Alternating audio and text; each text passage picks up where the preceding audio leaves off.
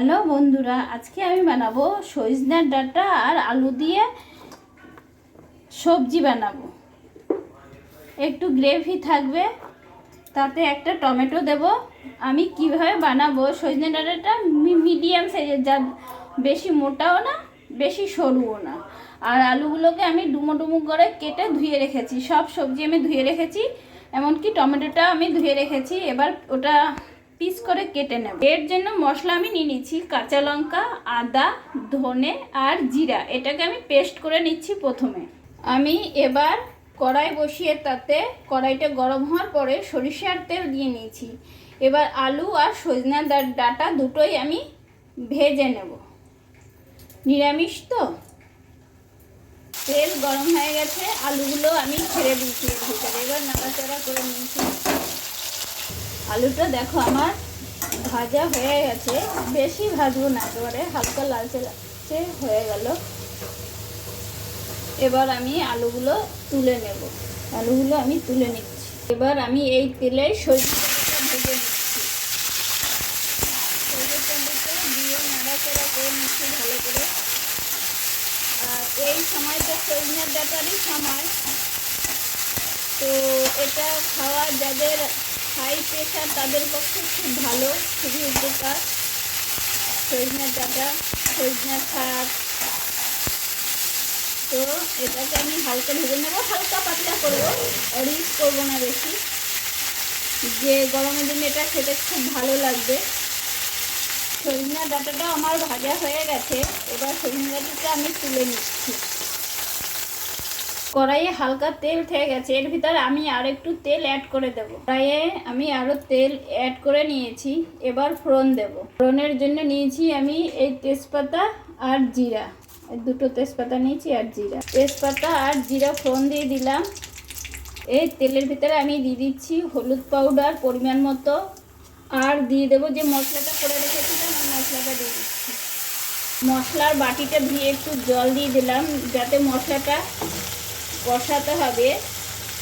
কষালে যে কাঁচা গন্ধটা থাকবে, জিরা ধনের কাঁচা লঙ্কা আদার ওই গন্ধটা তখন আর থাকবে না।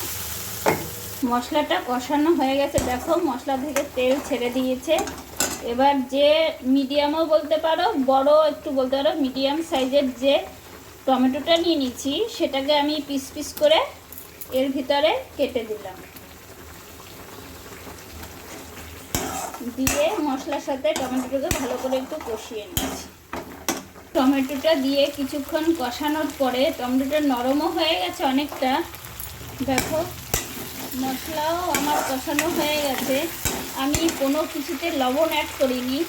আমি এখন পরিমাণ মতো একেবারে লবণ দিয়ে দিলাম। একেবারে ভাজা ঠাজা আমি কিছুতেই অ্যাড করিনি।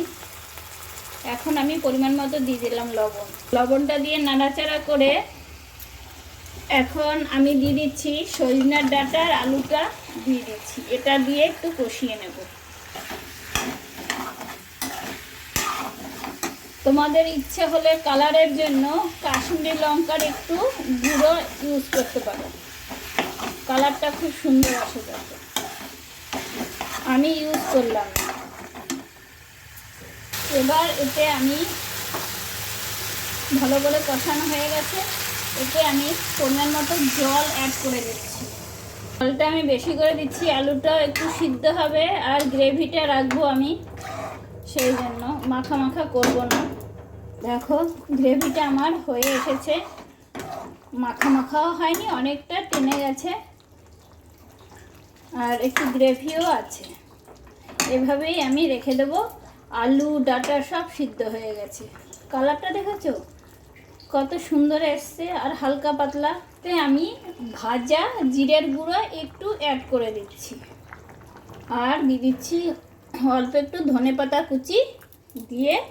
এবার আমি গ্যাসটাকে বন্ধ করে দেব।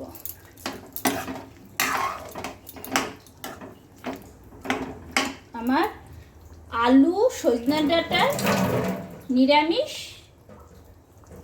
সবজি হয়ে গেছে। এই সবজিটা গরম ভাতে খেতে অসাধারণ লাগবে। বাঙালিদের তো ভাত ছাড়া কিছুই আর জানি না। তোমরা এইভাবে বানাবে আর আমাকে লাইক, কমেন্ট, শেয়ার, সাবস্ক্রাইব অবশ্যই। তোমরা ভালো থাকবে, সুস্থ থাকবে। Tata, bye bye.